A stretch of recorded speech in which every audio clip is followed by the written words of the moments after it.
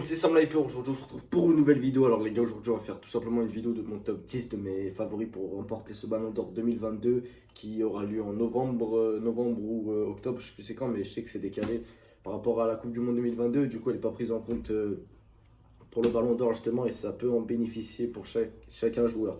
Chacun joueur. Donc voilà, pour chaque joueur, ça peut bénéficier que la Coupe du Monde 2022 ne soit pas comptabilisée dans ce Ballon d'Or. Et puis c'est parti pour mon top 10. Donc voilà, on se retrouve pour le 10e de mon Ballon d'Or que j'ai mis dans cette liste. Tout simplement, je ne sais pas si vous voyez juste ici, Kevin De Bruyne. Kevin De Bruyne qui mérite largement d'être dans le top 10 de son Ballon d'Or, vu qu'il était l'un des joueurs clés de Manchester City pour remporter cette première ligue et aller en demi-finale de Ligue des Champions. Donc voilà, ils ont fait une très grosse saison et c'est un peu grâce à cet homme et un autre que je mettrai dans le classement.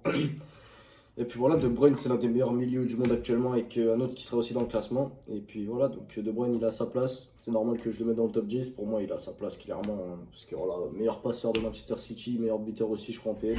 Et puis voilà. Donc on se retrouve pour le 9e. Donc voilà famille, Modric, tout simplement le meilleur milieu du monde actuellement, pour moi c'est lui. Il a tout remporté avec le Real, donc il y a beaucoup de joueurs du Real qui seront dans ce top 10 les gars, c'est logique, ils ont tout remporté, champion d'Espagne, champion d'Europe. Donc voilà, c'est un peu grâce à lui si Liverpool si le Real ils sont champions, grâce à ses magnifiques passes. C'est pas le meilleur passeur du Real Madrid, mais franchement il a fait une très grosse saison et il est légitime pour moi d'être dans ce top. Donc voilà, Modric, 9e, c'est sa place je dirais. Donc on part sur le prochain. Parce qu'il a fait une très grosse saison les gars. Voilà la famille, le deuxième joueur que j'ai mis de Manchester City devant De Bruyne. Tout simplement lui. 7e je prends. 8. Ouais 7e. Riyad Mahrez. Meilleur buteur de Manchester City en Champions League. Il a meilleur buteur de l'histoire de Manchester City en Champions League. Il les a portés en demi-finale. En demi-finale, il met le but au retour au Bernabeu qui les qualifie normalement pour la finale. Mais bon, voilà, le Real, voilà, doublé de Rodrigo. Ça fait mal ça, mais bon. Donc voilà, Mahrez, il a fait une très grosse saison avec City. C'est un peu grâce à lui, c'est son champion d'Angleterre. Ils sont en demi-finale de Ligue des Champions. Donc il a largement sa place. Bon, après, il a fait un peu de la merde avec l'Algérie, mais bon. Moi, ce que je retiens de lui, c'est son parcours avec Manchester City.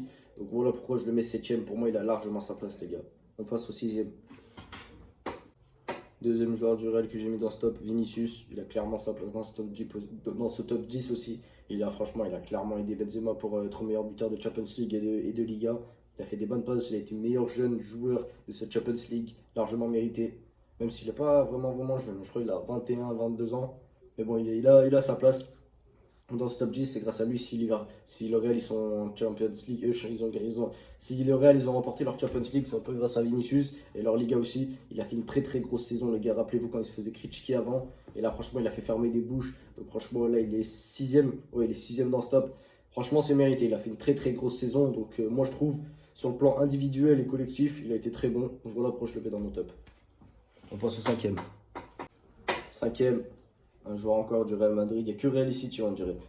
Thibaut Courtois, clairement son top dans le top 5, c'est grâce à lui si le Real a remporté la Champions League en finale et en demi-finale contre City. Rappelez-vous des deux arrêts qu'il a fait sur Grealish et l'autre là, Cancelo, la grosse frappe qu'il a mis.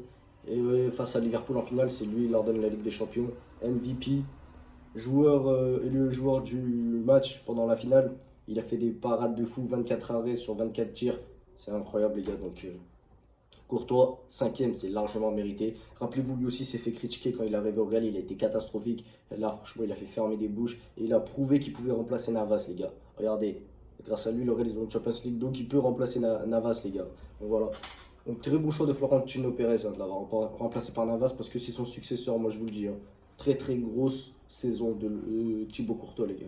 Très grosse saison, 5 mérités. Voilà, famille, pour la 5e place, j'ai hésité entre Christopher Nkunku et Lewandowski. Et je vais mettre Lewandowski parce qu'il a joué dans une équipe plus dure que celle que Nkunku. Genre plus facile à jouer que Nkunku. Nkunku il a joué avec le Leipzig, il a joué avec le Bayern. Donc franchement c'est un plus pour lui. Regardez là, vous pouvez voir en train de célébrer avec son nouveau titre de buteur de Bundesliga. Je le mets 4e. Parce que franchement il mérite sa place de 4e. Lewandowski, il a vraiment fait une grosse saison, même s'il s'est fait sortir en quart par Villarreal. Il a fait une grosse saison, meilleur buteur aussi en Bundesliga comme d'hab, comme chaque année. Et puis voilà, franchement il mérite Lewandowski les gars, je Chaque saison, il déçoit jamais, il plante. Après, oui, les gens ils vont dire oui, championnat d'Allemagne, il est facile.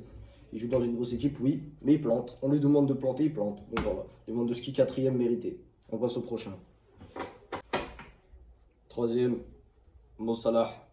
Clairement, il a clairement sa place dans ce top 3. Il a fait une grosse saison avec Liverpool, les gars. Il a fait vraiment une très grosse saison, malgré qu'avec l'Égypte, voilà, il a chié sur la CAD et la qualification en Coupe du Monde. Mais franchement, ça n'enlève rien de son parcours en Champions League et en Premier League, qui a failli la gagner, Liverpool. Attention, meilleur buteur, meilleur passeur en Première Ligue. C'est incroyable, c'est pour ça que je le mets troisième de stop. Il a fait une très grosse saison, le gars. Regardez les stats. Aussi en Champions League, il ne déçoit pas. Et puis voilà pourquoi je le mets troisième tout simplement de ce classement, il mérite. Meilleur buteur, meilleur passeur de Première Ligue. Il a porté Liverpool jusqu'en finale. Et puis voilà, maintenant il se retrouve le troisième du top, clairement mérité. Hein. Et puis on passe au deuxième. Le deuxième les gars, Sadio Mané. Il a clairement sa place dans le top 2 pour moi. Il a gagné la CAN, il qualifie son équipe en Coupe du Monde, il gagne la Carabao Cup, la FA Cup. Malgré, il a failli faire le quadruplé avec Liverpool, mais bon, pas de Première Ligue et de Champions League malheureusement. Franchement, les gars, s'il aurait fait le quadruplé avec Liverpool, pour moi, ce serait lui le ballon d'or. Mais bon, comme il ne l'a pas fait, du coup, bah, il se retrouve deuxième. Mais il a fait une très grosse saison, le gars, même avec le Sénégal. Avec le Sénégal et avec Liverpool, il a fait une très grosse saison. Donc voilà pourquoi il mérite d'être deuxième, parce qu'il a été débattu. On faisait des débats entre lui et le premier, que normalement, vous savez tous c'est qui le premier, mais bon. Il mérite sa place dans le top 2. Il a fait une grosse saison avec Liverpool et Sénégal. Donc c'est normal qu'il est dans ce top 2. Et on passe au premier. El Ballon d'Or, Karim Benzema. Le Ballon d'Or, les gars, il est là. Non, on peut pas zoomer, bref. Cette image, les gars, elle sera officielle et vous la verrez dans septembre, octobre. 3-4 mois, vous verrez cette image, les gars. C'est vrai, ça peut être que lui, le Ballon d'Or. Dites-moi dans les commentaires si vous voyez un mec plus favori que lui. Ça n'existe pas, les gars. Il sera Ballon d'Or, vous ne pouvez pas nier. Meilleur buteur de Champions League. Il remporte la Champions League. Meilleur buteur de Liga, meilleur passeur de Liga, il remporte la Liga. Il porte son équipe jusqu'en finale de Champions League. Il met un triplé face à Paris, un triplé face à un quadruplé face à Chelsea, un triplé face à City. Il porte son équipe comme Ronaldo l'a fait. Il peut clairement succéder Ronaldo au Real. C'est lui le successeur de Ronaldo au Real. Regardez, il les a portés jusqu'en finale. Bon, il n'a pas le niveau de Ronaldo, calmez-vous les gars. Ronaldo c'est Ronaldo et Messi c'est Messi et au-dessous t'as Benzema. Genre je veux dire, Ronaldo et Messi sont là, Benzema il est vraiment en bas. Il n'a pas leur niveau les gars, mais il a su. Depuis que Ronaldo est parti, il a su s'imposer et il a su le succéder, mais sans avoir son niveau. Bien, détendez-vous, commencez pas à me dire oui, non. Il a clairement pas le niveau de Ronaldo Prime à Real, hein, lui, attention. Mais bon, il a fait une grosse saison. Pour moi, c'est la seule saison grosse qu'il va faire. Là, après, il fera plus de meilleures saisons que celle-ci, les gars. C'est la dernière saison de stratosphérique de Benzema que vous voyez, donc profitez-en. Et puis voilà, les gars, c'était sa meilleure saison et la dernière pour moi qu'il a fait à son prime, celle-là. Bref, il sera Ballon d'Or. Pas de débat possible. Il a fermé toutes les bouches des gens qui disaient Mané, non. Regardez, il le bat en finale et puis voilà, il remporte son Ballon d'Or. Félicitations. Bien joué, Karim, pour ton Ballon d'Or. Puis moi, c'était Sam Sniper. Je vous dis ciao à la prochaine vidéo.